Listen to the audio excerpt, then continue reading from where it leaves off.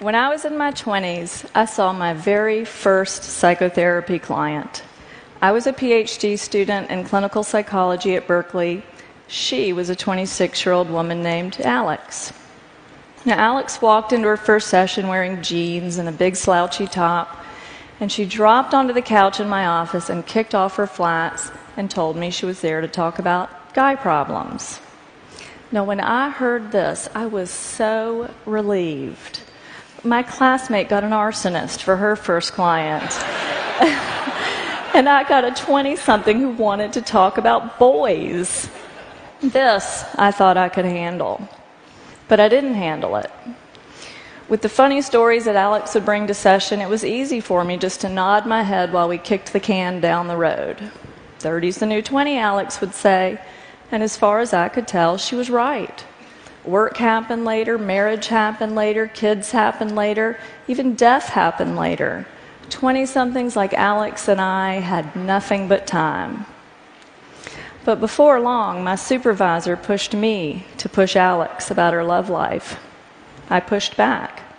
I said, sure, she's dating down. She's sleeping with a knucklehead. But it's not like she's going to marry the guy. And then my supervisor said, not yet. But she might marry the next one.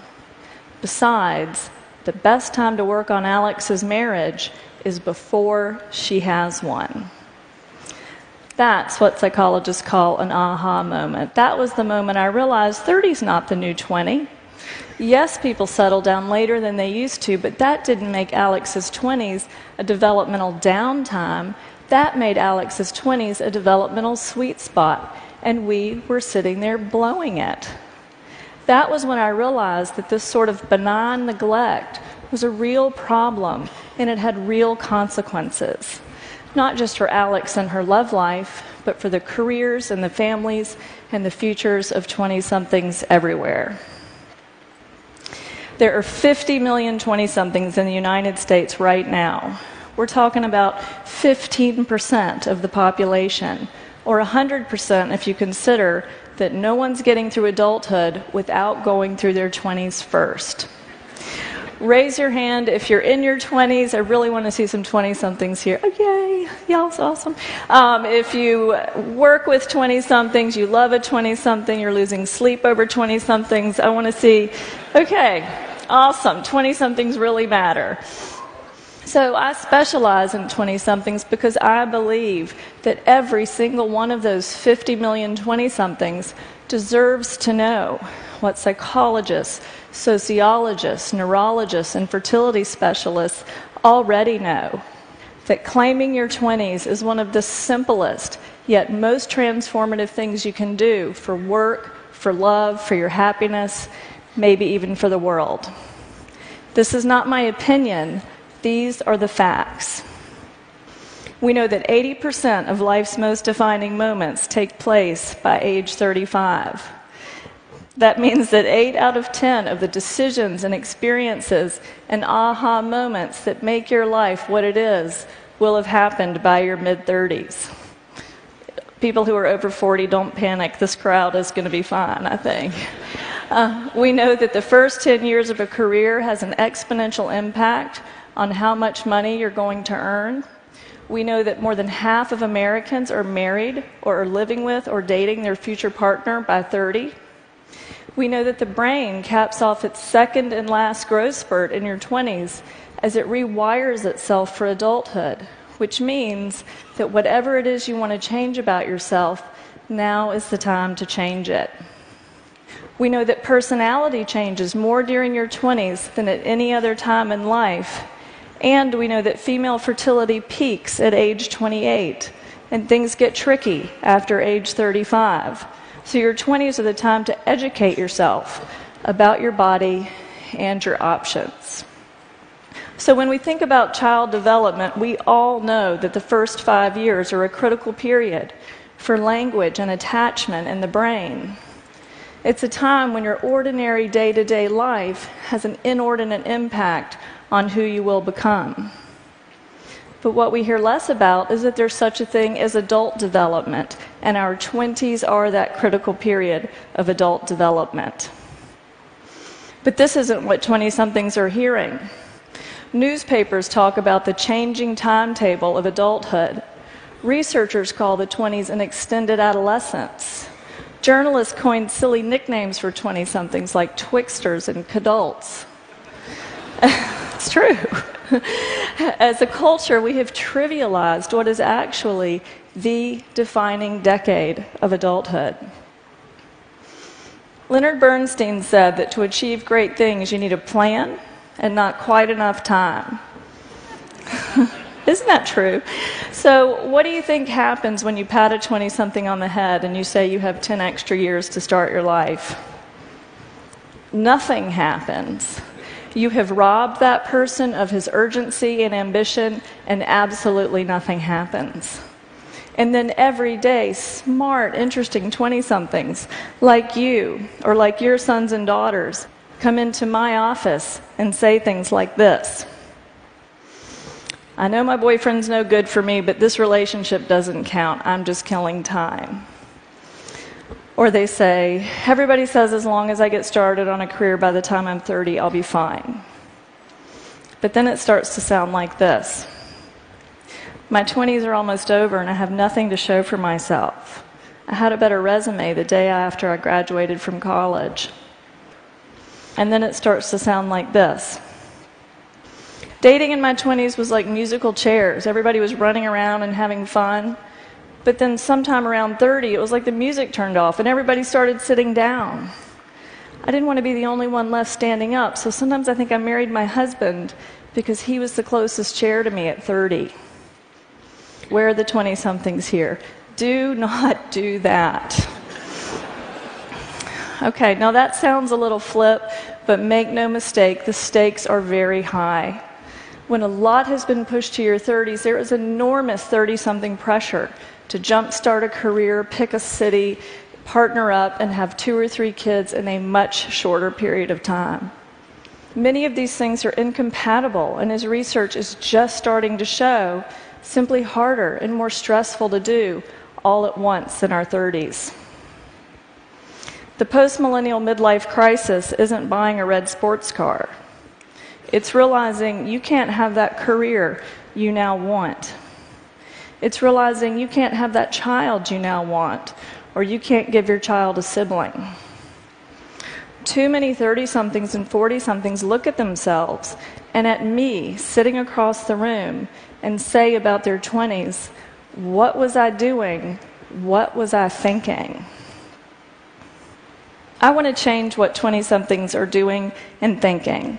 Here's a story about how that can go. It's a story about a woman named Emma. At 25, Emma came to my office because she was, in her words, having an identity crisis. She said she thought she might like to work in art or entertainment, but she hadn't decided yet, so she'd spent the last few years waiting tables instead. Because it was cheaper, she lived with a boyfriend who displayed his temper more than his ambition. And as hard as her 20s were, her early life had been even harder. She often cried in our sessions, but then would collect herself by saying, you can't pick your family, but you can pick your friends. Well, one day, Emma comes in, and she hangs her head in her lap, and she sobbed for most of the hour. She'd just bought a new address book, and she'd spent the morning filling in her many contacts, but then she'd been left staring at that empty blank that comes after the words, in case of emergency, please call. She was nearly hysterical when she looked at me and said, who's going to be there for me if I get in a car wreck? Who's going to take care of me if I have cancer? Now, in that moment, it took everything I had not to say, I will.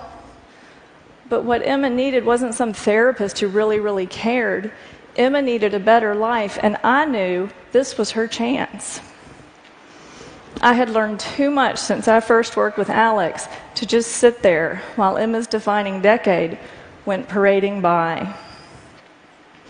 So over the next weeks and months, I told Emma 3 things that every 20-something, male or female, deserves to hear.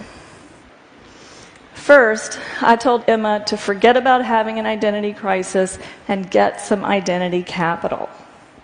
By get identity capital, I mean do something that adds value to who you are. Do something that's an investment in who you might want to be next. I didn't know the future of Emma's career, and no one knows the future of work, but I do know this. Identity capital begets identity capital. So now is the time for that cross-country job, that internship, that startup you want to try. I'm not discounting 20-something exploration here, but I am discounting exploration that's not supposed to count. Which, by the way, is not exploration, that's procrastination. I told Emma to explore work and make it count. Second, I told Emma that the urban tribe is overrated. Best friends are great for giving rides to the airport, but 20-somethings who huddle together with like-minded peers limit who they know, what they know, how they think, how they speak, and where they work. That new piece of capital, that new person to date, almost always comes from outside the inner circle. New things come from what are called our weak ties, our friends of friends of friends. So yes, half of 20-somethings are underemployed. But half aren't, and weak ties are how you get yourself into that group. Half of new jobs are never posted, so reaching out to your neighbor's boss is how you get that unposted job. It's not cheating, it's the science of how information spreads. Last but not least, Emma believed that you can't pick your family, but you can pick your friends. Now, this was true for her growing up, but as a 20-something, soon Emma would pick her family when she partnered with someone and created a family of her own. I told Emma the time to start picking your family is now. Now, you may be thinking that 30 is actually a better time to settle down than 20 or even 25, and I agree with you. But grabbing whoever you're living with or sleeping with when everyone on Facebook starts walking down the aisle is not progress. The best time to work on your marriage is before you have one, and that means being as intentional with love as you are with work. Picking your family is about consciously choosing who and what you want, rather than just making it work or killing time with whoever happens to be choosing you. So what happened to Emma? Well, we went through that address book, and she found an old roommate's cousin who worked at an art museum in another state. That weak tie helped her get a job there. That job offer gave her the reason to leave that live-in boyfriend. Now, 5 years later, she's a special events planner for museums. She's married to a man she mindfully chose. She loves her new career. She loves her new family. And she sent me a card that said, "Now the emergency contact blanks don't seem big enough." Now, Emma's story made that sound easy, but that's what I love about working with 20-somethings. They are so easy to help. 20-somethings are like airplanes just leaving LAX, bound for somewhere west. Right after takeoff, a slight change in course is the difference between landing in Alaska or Fiji. Likewise, at 21 or 25 or even 29, one good conversation, one good break, one good TED Talk can have an enormous effect across years and even generations to come. So here's an idea worth spreading to every 20-something you know. It's as simple as what I learned to say to Alex. It's what I now have the privilege of saying to 20-somethings like Emma every single day. 30 is not the new 20, so claim your adulthood, get some identity capital, use your weak ties, pick your family. Don't be defined by what you didn't know or didn't do. You're deciding your life right now. Thank you.